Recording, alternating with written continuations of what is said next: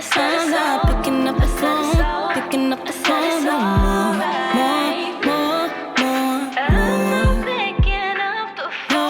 more, more.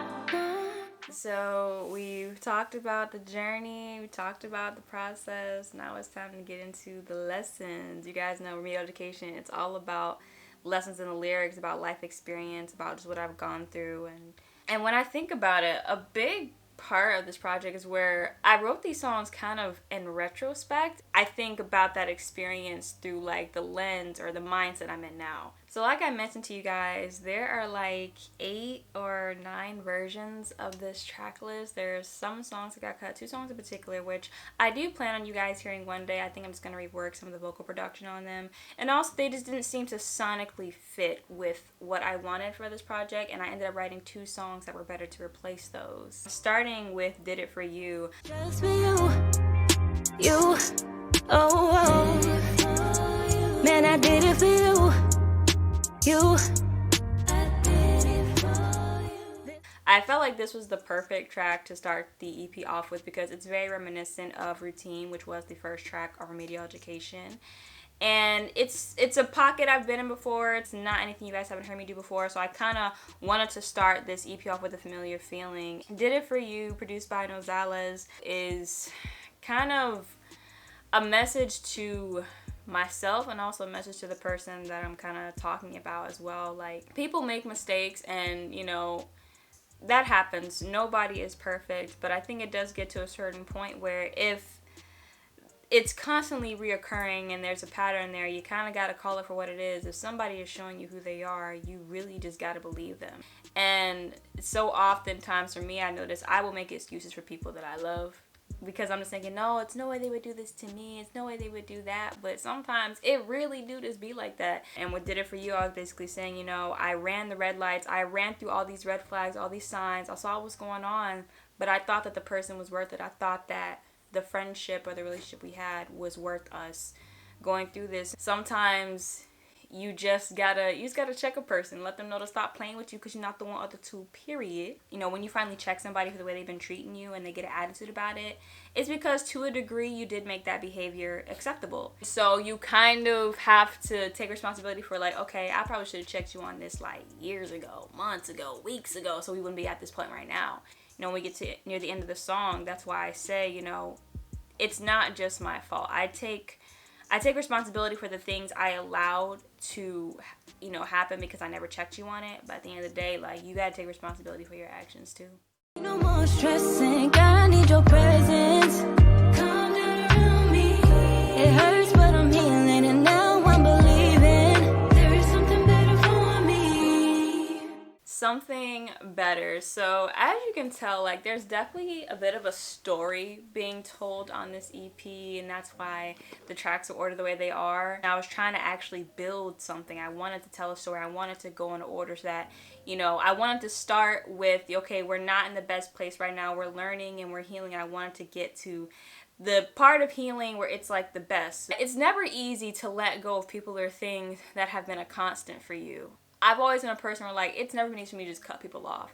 One of the toughest lessons I've had to learn as I've grown more comfortable with myself, and I'm not afraid to speak up for myself when I'm uncomfortable, is that not everyone is going to have the right reaction to it. Some people are gonna catch an attitude with you. They don't like when they get called out for whatever they did. So when you have to cut them off, like, it's probably gonna be more that comes with it. So just know that something better is coming. And this song can apply to a person, a relationship, a job, you know, whatever, an opportunity. It's really just about learning to let go and knowing that something better is around the corner. But like, it's really for me to remind myself when I have to, you know, close a door and it's gotta wait for the next one to open, or I go and find that door, I'm creating that opportunity. You know, just asking God to guide me and give me, you know, clarity on what I need to do next and what's the next move. And my faith is a big part of who I am as an artist. That's definitely evident in my music. So I think a lot of what I've learned this year too is just when doors close, God is opening another one, or he's carving out a path for you. You know, he always knows what's best. So you just have to ask him in those moments when it's really hard to let go of someone or something.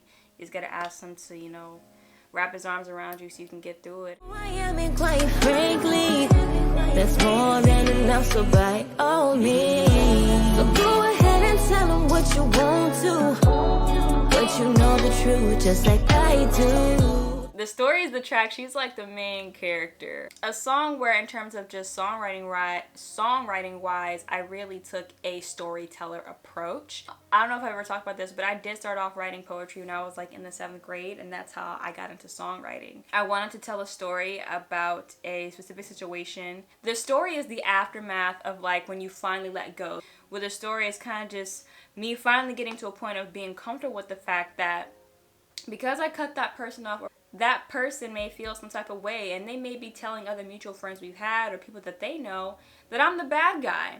And it really took a while. Like, it takes a lot to finally get comfortable with the fact that you might be the bad guy in someone's story.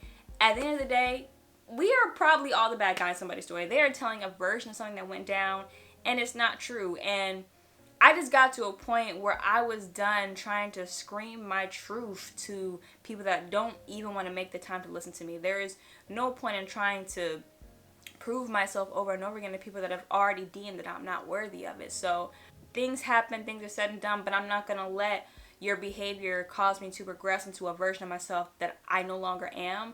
I am a much better version of myself, and so you can say what you want, you can tell everybody what you want, you know, and they can believe what they want. Basically, let people believe what they want to believe. If they want to get to know you for you and know the truth, they'll come to you or they'll get to know you. You know what I'm saying? I also realized that maybe somebody encountered a version of myself that was not the best, and I can admit to that. So the next track we have is Lonely Roads. The road gets lonely sometimes. The road gets lonely sometimes.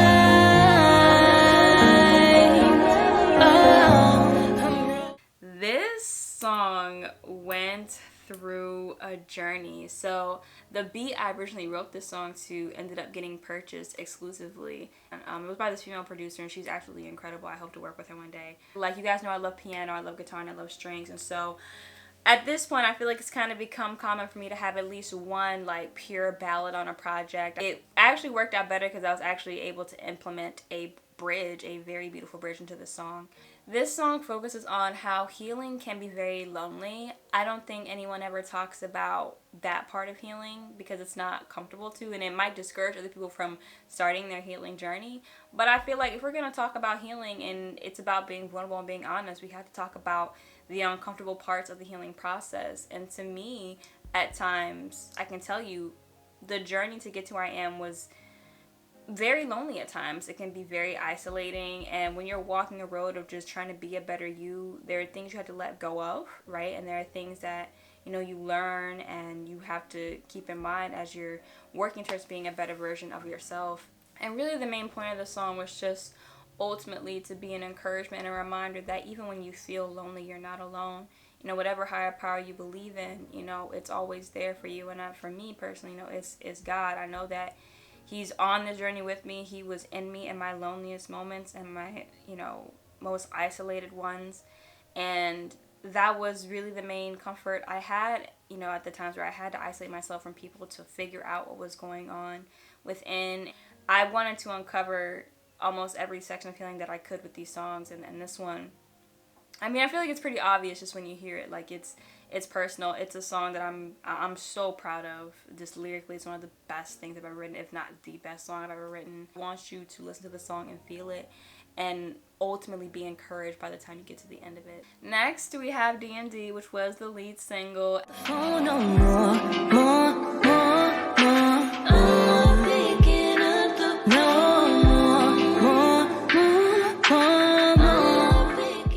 D&D, it's kind of like, okay, we've been on this lonely road, and I'm okay with it now. It took me a minute, but I'm okay with it now, and I'm gonna put my phone on D&D. I'm gonna take my time with me. Okay, bars, y'all hear the lyrics coming through, and come on, stop playing with me. Nah, I'm a songwriter, bro. I do this. D&D is probably one of the best features on an Apple iPhone, okay? And when I was listening through to these songs again with my best friend as we were kind of figuring out the rollout and just like how we want to go about this, I fell in love with it all over again. Now I was like, okay, when I got done recording these songs, I realized how I really can hear my music moving forward, going to more like a neo soul space, but still keeping like that contemporary R&B sound. Just finding a way to mix them perfectly, because I really feel like I found a groove and a rhythm with like just my sound. And I feel like each time I get ready to release something or release a project, I feel like my sound is even more definitive to who I am as an artist, and it helps me stand out from my peers. The next we have the Learner's Interlude. Y'all, I finally learned why it's so cool when like the producers give you the stems of the beats, because you can get creative. And I was like, hold up, I can create an interlude right now and include some people that have been with me on this journey for a minute. And you guys also know at the beginning I did it for you, that's my brother Mike, AGK, who's also a rapper. And the Learner's Interlude, my good friend Mystic and my best friend Belle, like all my friends, you know, we've been on this journey to healing and just being better versions of ourselves. So I wanted, you know, to know what other people were going through and kind of how they've been growing in the past, you know, few years, because I feel like I've changed quite a bit since my first EP, even up until now. And in general, how you guys just appreciated how vulnerable and honest I was. And I know I talked about this in another video a while back, but my good friend Quinn, she had a tweet where she talked about like she loves women that have been vulnerable on the internet, especially in this day and age, and she included me in that list of wonderful black women. And it was the first time I realized that vulnerability was my superpower. And I want that theme of vulnerability to continue my music. Yeah, I love the piano because it's a part of the next track, and it was just like a perfect way to transition and finally get to Better Than Ever. You guys already know, on a project, we gotta have at least one Hyphy song. Ooh-wee, I gotta stay true to me.